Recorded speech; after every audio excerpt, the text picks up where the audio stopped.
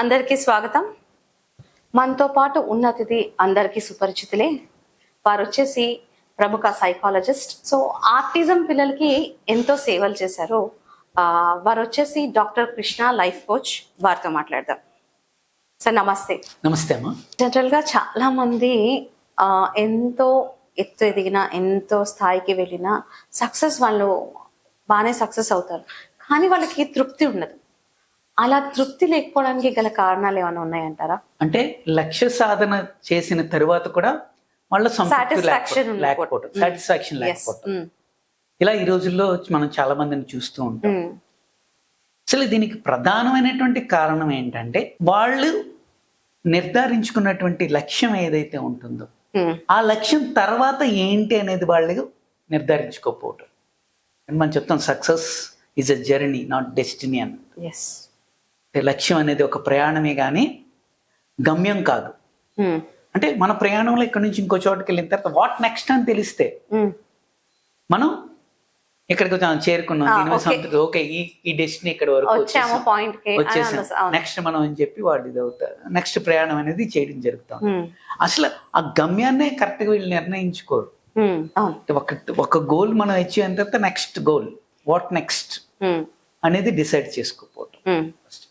తర్వాత కొంతమంది ఏంటంటే ఎంతసేపు కొత్త విజయాలు అందుకోవాలి అనేటువంటి సంతృప్తి ఉండటంతో వాడికి ప్రస్తుతం వాడి దగ్గర ఏముందో దాన్ని వదిలేసి, వాడు సాధించింది వదిలేసి ఇంకా నెక్స్ట్ దాని గురించి ఆలోచిస్తాడు. వాడికి సంతృప్తి అనేది ఉండదు. తర్వాత ఓవర్ ఎక్స్పెక్టేషన్స్.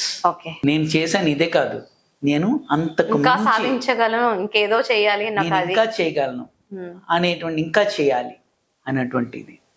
తర్వాత మిస్టర్ పర్ఫెక్ట్స్ ఉంటారు, వీడికి ఎప్పటికీ కూడా సాటిస్ఫాక్షన్ ఉండదు. 100% పర్ఫెక్షన్ అనేది నో వన్ కెన్ అచీవ్. అంటే పర్ఫెక్షనిస్ట్ ఎలాగా ఆలోచిస్తా ఉంటారు. ఇది ఇక్కడ పాయింట్ ఏంటి, నేను ఇప్పుడు ఇది కూడా ఒక మంచిదే కదా. అంటే ఒకటి మనం సక్సెస్ వచ్చాక ఇంకా ఏదైనా చెయ్యాలనుకోవడం కూడా ఒక మంచి పాయింటే కదా. నా ఉద్దేశంలో అయితే నేను అనుకుంటాను. కరెక్టే. అంటే పర్ఫెక్షనిస్ట్ ఎట్లాగా ఆలోచిస్తాడంటే వాడికి అంటే ఎంత చేసినా వాడికి ఏదో ఒక చిన్న ఆ లోపం కనిపిస్తా ఉంటది. 100% ఏది పర్ఫెక్ట్ కాదండి. ప్రతి దాంట్లో ప్రోస్ అండ్ కాన్స్ అంటాం, అది ఎక్కడొక చోట ఉంటది. కాదంటే పర్ఫెక్ట్, ముందు చేసిన దానికి సంతృప్తి చెంది తర్వాత వాట్ నెక్స్ట్ అనేది వెళ్ళాలి. పర్ఫెక్షనిస్ట్ అనే వాడికి ఇంకా ఇంకా ఇది ఎలా ఉంటే బాగుంటదేమో, జస్ట్ అక్కడ సక్సెస్ అయినా కూడా ఆ ఒక చిన్న దీని వల్ల ఆ చిన్నదాన్ని ఆలోచిస్తా ఉంటాడు. వీడు కూడా సంతృప్తి చెందలేకపోతా ఉంటాడు ఫస్ట్ ఆఫ్ ఆల్. తర్వాత నేను ఇది సాధించిన అదర్స్ నుంచి అవుట్ సైడ్ ఎక్స్పెక్టేషన్స్, నేను ఇది సాధించాను కాబట్టి ఆ రేంజ్ లో ఎప్రిసియేషన్ రాలేదనుకోండి, అప్పుడు సాటిస్ఫాక్షన్ ఉంటుంది.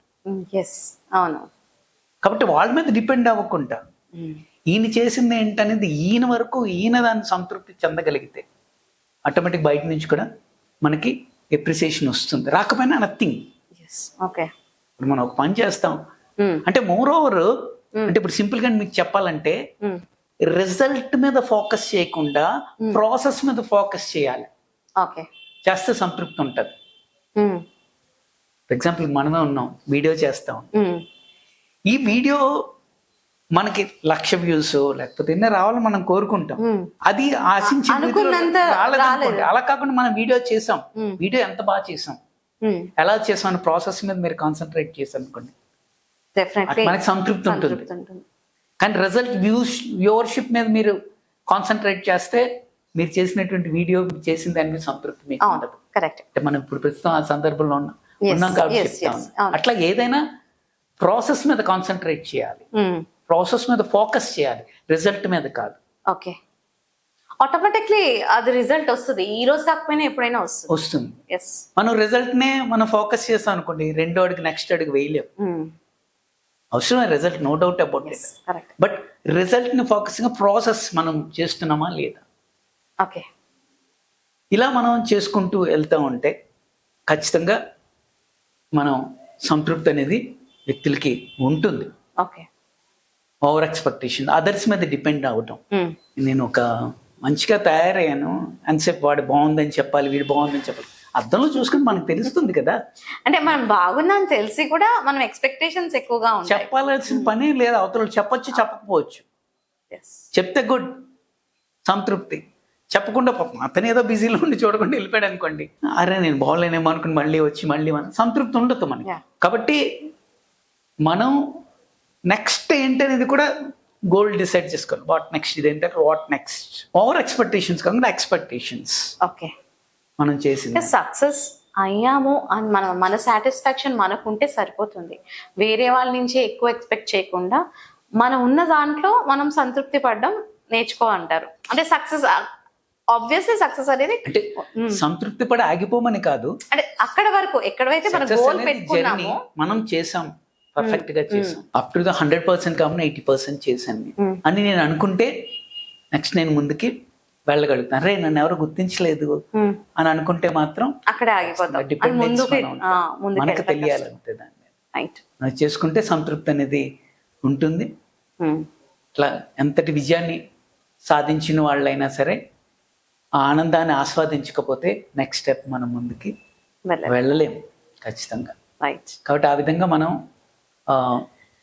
ఏదైతే ప్రాసెస్ మీద కాన్సన్ట్రేట్ చేసుకుంటూ నెక్స్ట్ ఏం చేయాలనేటువంటి గోల్ మీద మన క్లారిటీ, గోల్ క్లారిటీ, మన రోల్ క్లారిటీ, ఆ గోల్ని అచీవ్ చేయడంలో మనం మన రోల్ ఏంటి అనేది ఉంటే ప్యూర్ కమిట్మెంట్తో చేస్తే anything can be achieved. Good sir, very good. నిజంగానే సక్సెస్ అనేది ఒక సాటిస్ఫాక్షన్ నిజంగా ప్రతి ఒక్కరికి ఉండాలి. ఎన్నో ఎత్తు స్థాయిలకి వెళ్ళి కూడా సక్సెస్ లేకపోవడం అనేది చాలా మందిలో చూసాం. సో మీ పాయింట్స్ డెఫినెట్గా అందరూ ఫాలో అయితే చాలా బాగుంటుంది. Thank you sir, thank you so much. Thank you.